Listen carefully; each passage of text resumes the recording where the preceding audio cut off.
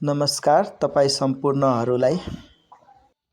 हस्, अब भिडियोलाई ढिलो नगरिकन एससीमा एन्सर कसरी लेख्ने भन्नेमा सबभन्दा पहिला हामी सिक्न गइरहेछौँ कि एन्सर लेख्दाखेरि क्वेसन पाइसकेपछि एन्सर लेख्न त सुरु गर्ने हो। तर एन्सर लेख्नुभन्दा अगाडि एन्सर लेख्नको लागि जुन पाएको हुन्छ हाम्रो एन्सर सिट, त्यसको फर्स्ट पेजमा राम्ररीसँग एन्सर सिटलाई भरेको हुनुपर्छ। फर्स्ट पेजमै यदि गल्ती भयो भने हाम्रो के हुन्छ भने हामी नर्भस हुन सक्छौँ, अथवा हाम्रो फर्स्ट पेजमै गल्ती भयो भने के हुन्छ भने हाम्रो त्यो कपी चेक नहुन पनि सक्छ। त्यही भएर हामी के गर्नुपर्छ भने फर्स्ट पेज नै राम्ररी लेख्नुपर्ने हुन्छ। सबभन्दा पहिला यस्तो तपाईहरूले पेज पाउनुहुनेछ। फर्स्ट पेज एन्सर सिट यस्तो हुन्छ, जसको फर्स्ट पेज हेर्न सक्नुहुन्छ। यहाँ यस्तो देखाइएको छ, हेर्न सक्नुहुन्छ। यसमा हेर्नुहोस्, हामी त्यही सिक्न गइरहेछौँ कि एससीमा एन्सर सिट पाइसकेपछि एन्सर कसरी भर्ने त्यो कुरा सिक्न गइरहेछौँ हामी।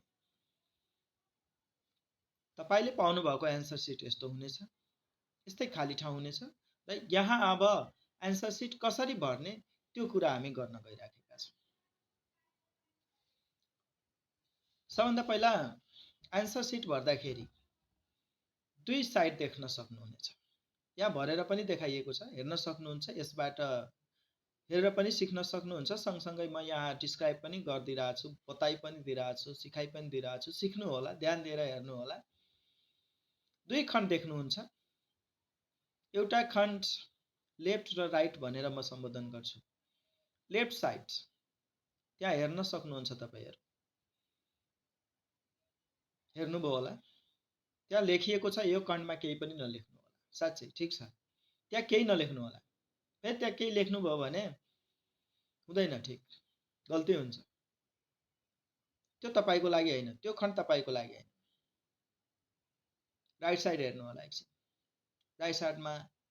राइट साइडतिर प्रष्टै देख्न सक्नुहुनेछ, परीक्षार्थीलाई निर्देशन भनेर दिएको छ। त्यहाँ यो पनि निर्देशन दिएको छ कि यो कभर पेज हो र कभर पेजको पछाडि केही नलेखिदिनु होला। यो त माथिको पेज भइ नै सक्यो, यसको जस्ट अपोजिट पछाडितिर केही नलेखिदिनु होला। कभर पेजको पछाडि केही नलेख्नु होला। त्यसको तल आउनु होला। त्यसको तल यो बक्समा के देख्नुहुनेछ, सबभन्दा पहिला तपाईँको सिम्बल नम्बर लेख्नुपर्ने हुन्छ। सिम्बल नम्बर प्रष्टैसँग एडमिट कार्डमा भएको सिम्बल नम्बर अल्फाबेट सहित। फेरि अल्फाबेट पनि लास्टमा हुन्छ, त्यो अल्फाबेट नलेखौ भनेर होइन। अङ्क सहित अल्फाबेट तपाईँ नम्बर सहित अल्फाबेट त्यहाँ उल्लेख गर्नै पर्छ। त्यहाँ अल्फाबेट सहितको सिम्बल नम्बर छ, लेख्नुहोस्। बक्समा आट्ने जति लेख्नुहोस्। यदि अल्फाबेटको लागि बक्स छैन भने लास्टमा लेखिदिनुहोस्, तर अल्फाबेट नछोड्नुहोस्। ठिक त्यस्तै त्यसको तल अक्षरमा लेख्न भनेको छ, अक्षरमा लेख्नुहोस्। त्यही सिम्बल नम्बरलाई अक्षरमा लेख्नुहोस्। अक्षरमा लेख्न पनि तल सिकाइएको छ। त्यसपछि विषय भनिएको छ। विषय कुन विषयको परीक्षा आज दिँदै हुनुहुन्छ, कुन विषयको लागि परीक्षा आज दिन आउनुभएको छ, त्यो विषय थप्नुहोस्। त्यहाँ विषयको नाम लेख्नु, स्कुलको नाम होइन, सेन्टरको नाम लेख्नुहोस्। कुन सेन्टरमा तपाईँको इक्जाम भइरहेछ, परीक्षा केन्द्र कुन हो त्यो लेख्नुहोस्। आजको मिति लेख्नुहोस्। मिति लेखिसकेपछि तल दुईवटा सिग्नेचर छुट्नै नहुने। एउटा त निरीक्षकको हो, जसले हाम्रो रुमभित्र, हाम्रो इक्जाम हलमा, तपाईँ बसेको कोठामा जो सरले, जुन शिक्षकले, शिक्षिकाले गाइडिङ गरिराख्नु भएको छ, उहाँको सिग्नेचर छुट्नै नहुने प्रथम कुरा हो। दोस्रो चाहिँ केन्द्र अध्यक्षको चाहिँ हस्ताक्षर नछुटाइ गराउनु होला। छुटेको छ भने पनि उहाँलाई खोजेर बोलाएर भए पनि आफ्नो कपीमा केन्द्र अध्यक्षको सिग्नेचर गराइदिनु होला। त्यसपछि थप उत्तर पुस्तिका लिनुभएको छ भने थप उत्तर पुस्तिका कतिवटा लिनुभएको छ, +1 गर्दा गर्दै त्यहाँ थप्नु होला। हस्, फेरि एकचोटि म फर्स्ट पेज कभर पेजको लागि भन्न चाहन्छु। फर्स्ट पेज कभर पेजमा दिएका सम्पूर्ण जानकारीहरू स्पष्ट रूपमा भर्नु होला। स्पष्ट रूपमा भर्दा भर्दै पनि भएन, यसको लागि के अझै एउटा ध्यान दिनु भयो। फर्स्ट कुरा त स्पष्टसँग दिएका निर्देशनहरू भर्नु होला। त्यहाँ माग गरेका निर्देशनहरू भर्नु होला। दुईटा खण्ड छ, left side, right side. Left side केही नलेख्नु होला, त्यो तपाईँको लागि होइन। राइट साइडमा लेख्नुहोस्, तर स्पष्टसँग लेख्नुहोस्, बुझ्ने गरी लेख्नुहोस्, केरमेट नहुने गरी लेख्नुहोस्। त्यहाँ केन्द्र अध्यक्षको साइन छुटाउनै नहुने, त्यहाँ निरीक्षक को छ, गार्ड को छ, त्यसको साइन पनि नछुटेको होस्। जसरी पनि त्यो कपीमा गराएकै हुनुपर्छ, सिग्नेचर गराएकै हुनुपर्छ र कभर पेजको पछाडितिर कहिले पनि केही पनि नलेख्नु होला।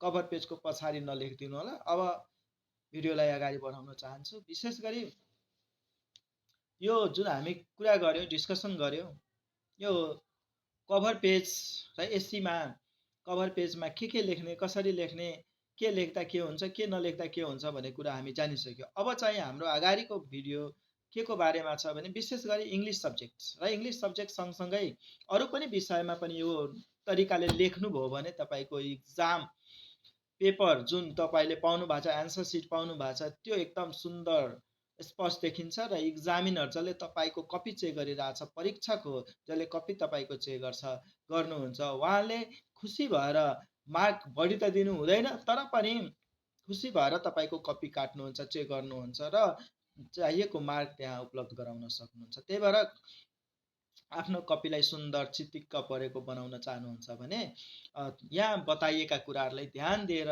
सुन्नु होला र यसै गरी इक्जाममा लेख्न कोसिस गर्नु होला। सबभन्दा पहिला आज म इङ्ग्लिस विषयबाट, किनकि यो फर्स्टै सब्जेक्ट हो, फर्स्टै सब्जेक्ट भएको कारणले, इङ्ग्लिस फर्स्ट पेपर हुने भएको कारणले सबभन्दा पहिला त तपाईँलाई नर्भसनेस हुनसक्छ, नर्भस भएको पनि फिल हुनसक्छ, डर पनि हुनसक्छ।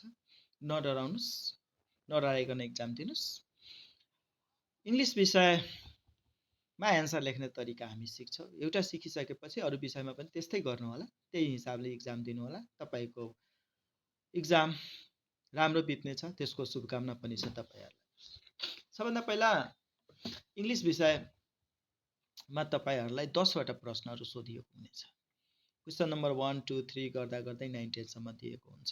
एन्सर सिटमा एन्सर लेख्न भन्दा अगाडि सबभन्दा पहिला के गर्नुहोस् भने क्वेसन आइसकेपछि क्वेसन लिनुहोस्। क्वेसन आइसकेपछि एकचोटि 10 क्वेसनलाई हेर्नुहोस्, राम्ररी हेर्नुहोस्। क्वेसन हेरिसक्नु भयो होला, हेर्नु होला। क्वेसन सबैलाई हेर्नु राम्ररी। हेरिसकेपछि के गर्नुहोस्, तपाईँलाई सजिलो हुने गरी त्यो 10वटा क्वेसन मध्ये तपाईँलाई कुन सजिलो हुन्छ, कुन सजिलो लागिरहेछ, सजिलोबाट सुरु गर्नुहोस्। सजिलोबाट किन सुरु गर्नुहोस् भने फर्स्ट डेको इक्जाम हो, गाह्रो फिल भइराखेको हुन्छ, सबले कति आश लगाएर पठाएको छ, सबको जिम्मेवारी छ तपाईँको माथि। त्यही भएर फर्स्ट डेको इक्जाममा अलिकति डर सबैको मनमा हुन्छ, के होला, कसो होला, एसी हो भनेर हामी ठुलै डर बसाइसकेका हुन्छौँ। त्यही भएर त्यो नडराइकन तपाईँलाई सजिलो हुने क्वेसन कुन हो 10 मध्ये त्यो चुज गर्नुहोस्। मलाई लाग्छ एउटा पढ्ने विद्यार्थीको लागि, जसले पढेर तयारी गरेर आउनु भएको छ, उहाँको लागि 10 क्वेसन सजिलो हो नि, कुनै गाह्रो छैन। तर त्यसमा पनि एउटा हुन्छ जसमा हामी पुरै कन्फिडेन्ट हुन्छ, कन्फिडेन्टको लेभल हाई हुन्छ, त्यो क्वेसन चुज गर्नुहोस्। म त भन्न चाहन्छु, मेरो विचार अनुसार तपाईँ यदि सुरु गर्नुभयो भने ग्रामरबाट सुरु गर्नुहोस्। ग्रामरको 9, 10 सुरु गर्नुहोस्। सुरुमा क्वेसन नम्बर 9बाट सुरु गर्नुहोस्, त्यसपछि क्वेसन नम्बर 10 गर्नुहोस्। यसरी गर्दा ग्रामरमा जुन तपाईँले सकिराख्नु भएको छ त्यो गर्नुहुन्छ, सँगसँगै नआएको लागि नम्बर दिएर छोड्नुहोस्, पछि आएपछि लेख्दै गर्नु होला। क्वेसनको एन्सर लेख्ने तरिका यसरी देखाउनुहोस्। म यहाँ देखाएँ एउटा, यसमा हेर्नुहोस् क्वेसन नम्बर 9, त्यो पनि हेर्नुहोस् कहाँ लेखिएको छ, बिचमा लेख्नुहोस्। क्वेसन नम्बर 9 तल अन्डरलाइन गरिदिनुहोस्, देखिराख्नु भएको छ पिक्चरमा। क्वेसन नम्बर 9 लेखिएको छ, अन्डरलाइन गरिएको छ। एउटा लाइन छोड्नुहोस्, तल एन्सर लेख्नु। 6वटा क्वेसन पाउनुहुन्छ त्यहाँ। क्वेसन नम्बर 9मा 6वटा सब क्वेसन्सहरू हुन्छ। 6वटा क्वेसन्सहरू मध्ये ABCDEF गर्दा गर्दै लेख्दै जानुहोस्। ए नम्बर लेख्नुहोस्। ट्याग क्वेसन छ भने स्टेटमेन्ट कपी गर्नुहोस्, त्यसमै ट्याग लेख्नुहोस् अनि क्वेसन मार्क थप्नुहोस्। ट्याग क्वेसनको स्टेटमेन्ट बिना ट्याग कहिले पनि हुँदैन। स्टेटमेन्ट लेखेर ट्याग थप्नुहोस्, क्वेसन मार्क दिनुहोस्, ए नम्बर पुरा हुन्छ। त्यस्तै बी नम्बर क्वेसन नलेखे पनि हुन्छ, बी नम्बर लेख्नुहोस्, एन्सर लेख्नुहोस्, सी नम्बर लेख्नुहोस्, डी नम्बर लेख्नुहोस्, यस्तै एफ नम्बरसम्म लेख्नुहोस्। एन्सर लेखिसकेपछि क्वेसन नम्बर 9 को 6 वटै सब क्वेसन्सहरु लेख्नुभयो। त्यसपछि के गर्नुस् 3 वटा लाइन छोड्दिनुस्। जरुरी छ 3 वटा लाइन छोड्नुस्। कपीलाई सुन्दर बनाउनु छ, एट्र्याक्टिभ बनाउनु छ। तपाईको आन्सर एकदम सुटेबल देखियोस्, कपी एट्र्याक्टिभ देखियोस्, त्यो बनाउनु छ। 3 वटा लाइन छोड्नुस्, गनेर 3 वटा लाइन छोड्नुस्।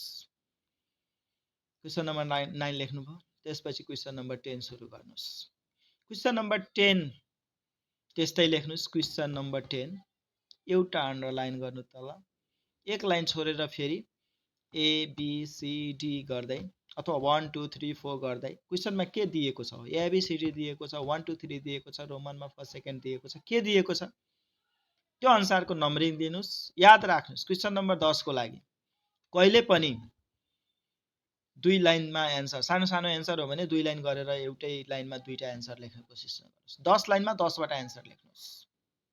जतिवटा आएको छ त्यतिवटा एन्सर पहिला लेख्नुस्। कुनै आएन भने छोड्दिनुस्, पछि टाइम पायो भने लेख्दै गर्नु होला। यसरी बीचमा 3 वटा लाइन छोडेर तल लेख्नुभयो होला। यस्तै लेख्दै जानुस्। त्यसपछि क्वेसन नम्बर 9 10 सक्नुभयो। 9 10 पछि फेरि अर्को पेजतिर पल्टिनु भएको छ भने त्यहाँ पनि 3 वटा लाइन छोड्नुस्। फेरि क्वेसन नम्बर अर्को सुरु गर्नुस्, अन्डरलाइन गर्नुस्, त्यसपछि त्यहाँको नम्बरिङ सुरु गर्नुस्। एउटा कुरा याद राख्नुस्, क्वेसन नम्बर 3, क्वेसन नम्बर 4 जुन पनि क्वेसन होस्, क्वेसन नम्बर 4 मा सब क्वेसन्स ए बी सी 3 वटा हुन्छ र ए मा 5 वटा क्वेसन हुन्छ, बी मा पनि 5 वटा क्वेसन हुन्छ र सी मा पनि 5 वटा क्वेसन हुन्छ। यसरी 15 वटा क्वेसन हुन सक्छ क्वेसन नम्बर 4 मा। अब तपाईले क्वेसन नम्बर ए सुरु गर्नुभयो र क्वेसन नम्बर ए सुरु गर्नुभयो भने त्यहाँको ए बी सी गर्नुभयो।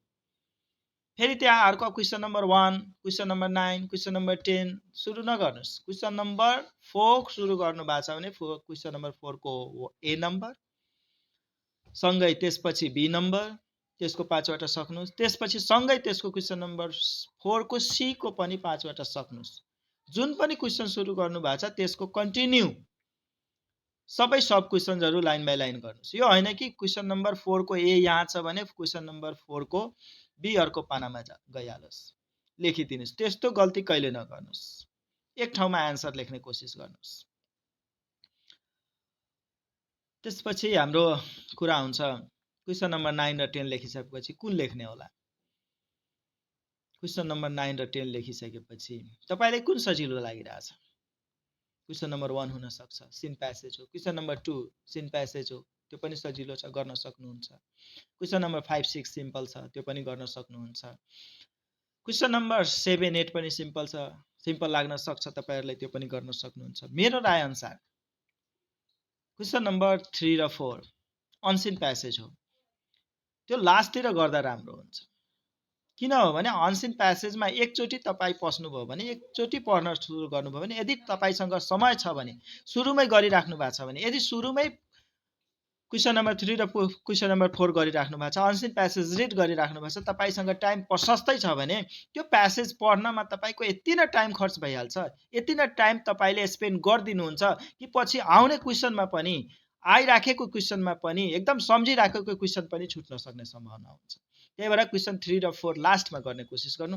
लास्टमा गर्नुहुन्छ भने त्यसको धेरै नै बेनिफिटहरु पाउन सक्नुहुन्छ। लास्टमा गर्नुभयो भने सके भने पनि नसके पनि टाइम त भ्याउनुहुन्छ, तपाईहरु इन्टेलिजेन्ट हुन्छ, भ्याइहाल्नुहुन्छ। तैपनि यदि भ्याइ नभ्याइ लास्टमा छ भने क्वेसन नम्बर 3 4 यदि बाँकी छ भने फटाफट क्वेसन टेक्स्टबाट खोजेर पनि हामी त्यहाँबाट गल्ती सही लेखेर पनि हामी मार्क त्यहाँबाट जे पाउँछौ, जति पाउँछौ त्यति त पाउन सक्छौ। तर चाहेर पनि क्वेसन नम्बर 8 जहाँ फ्री राइटिङ छ, क्वेसन मार्क 8 मार्कको छ, त्यो चाहेर पनि हामी लास्टमा फटाफट लेखेर त्यसमा सही मार्किङ, बढी मार्किङ ल्याउन सक्दैन। त्यही भएर यदि सुरुमै गर्नुभयो भने टाइम धेरै लिन्छ, त्यसले तपाईलाई समझ नआउन्जेलसम्म तपाई पढिराख्नुहुन्छ। त्यसले के हुन्छ भने तपाईको अरु क्वेसनलाई त्यहाँ डिफिकल्ट गरिराखेको हुन्छ, अरु क्वेसनको टाइम त्यसले खाइराखेको हुन्छ।